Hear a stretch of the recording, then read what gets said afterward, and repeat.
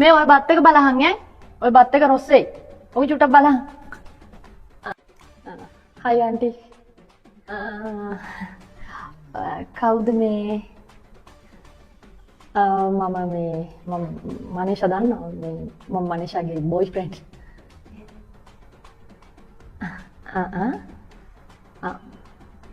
මේ අපේ මනීෂාගේ එහෙමද? මට නම් එනවා කියලා එහෙම වගක් කිව්වේ නෑ. මේ ඔය එළින් නැතුව ඉක්මනට එන්න ඔය දරුවා ගෙට එන්න ඉක්මනට එන්න. ඔයලා මේ ඉඳ ගන්නකො.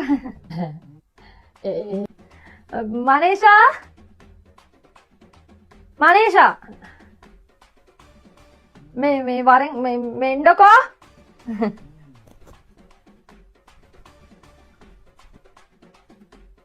මට දුව නම් එනවා කියලා එහෙම කතාවක් කිව්වේ නෑ. මේ ළමයා අම්මේ මේ චතුර මේ අම්මා. අපි නම් ඕවා ගැන කිසි දෙයක් දන්නේ නෑ පුතේ. හරිද? දැන් මට තනි තීරණයක් ගන්නවත් බෑ. හරිද? මේ දැන් මනීෂලාගේ තාත්තාවම තමයි මොකක් හරි පිළිවෙලක් කරන්න ඕනේ.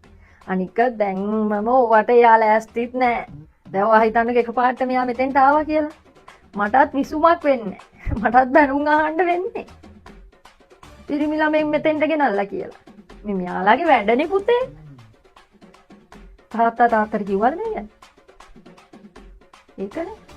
දැන් මම ෂොක් වුණා එකපාරට. මොකද කියලා කවුද කියලා බය වුණා මම. මට හිතා ගන්න බැරි වුණා. මේවා මේ විදිහට කරන්න පුළුවන් දේවල් නෙමෙයිනේ පුතේ.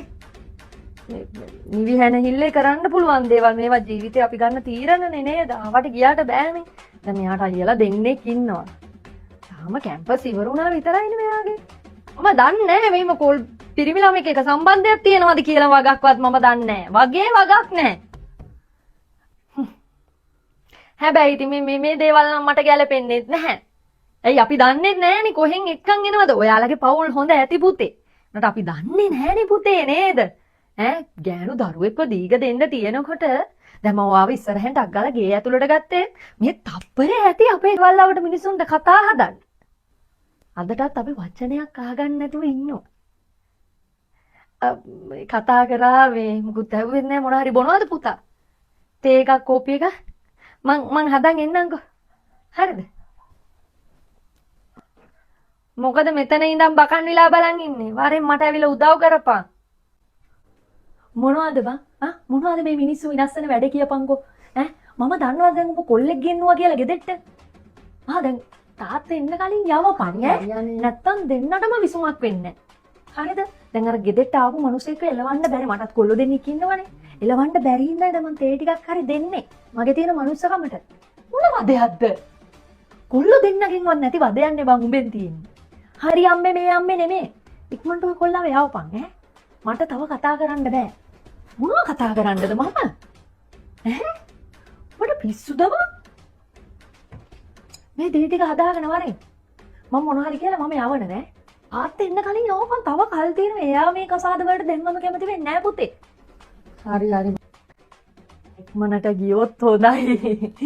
නෑ දන්නවද මේ විසුමක් වෙන්නේ නෑ. මහත්තයා ආවොත් ඒකයි.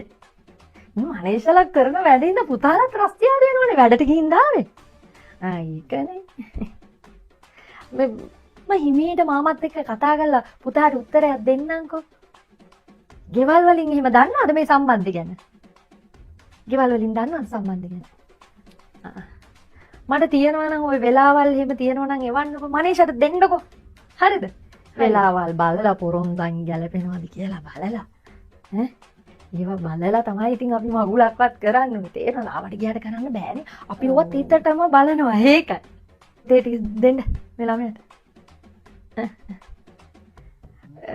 කතා කරලා යන්නකෝ. හරි. මම යන්න නේ. දැන් තේ හැදුවට වඩා මට කුස්සිය අස් කරන්න ඇති. තේ හැදුවට වඩා අන්ත විදියට කුස්සිය අස් කරලා ඇති. තේ වලට වඩා දෙයක් හැදුවා වගේ කුස්සිය දැන් හැඩි කරලා ඇති. මම ඒක ගිහලා අස් කරන්න. පුතා මනීෂත් එක්ක ටිකක් කතා කරලා යන්නකෝ. හරිද පුතේ? හරි පුතේ හරි. අම්මා නම් කැමති නෑ වගේනේ. හරි හරි මං කැමති කරගන්නම්කෝ අපිට තව කල් තියෙනවනේ. මාරයි නෑනේ ඔයාව බලන්නනේ ආවේ. ඔයාව මට ඕන හින්දානේ මම ඉල්ලන්න ආවේ ඔයාව. ඔයා එහෙම කියන්නේ මට.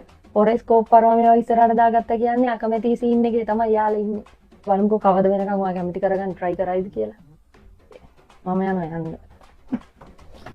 මේ කොහෙද යන්නේ?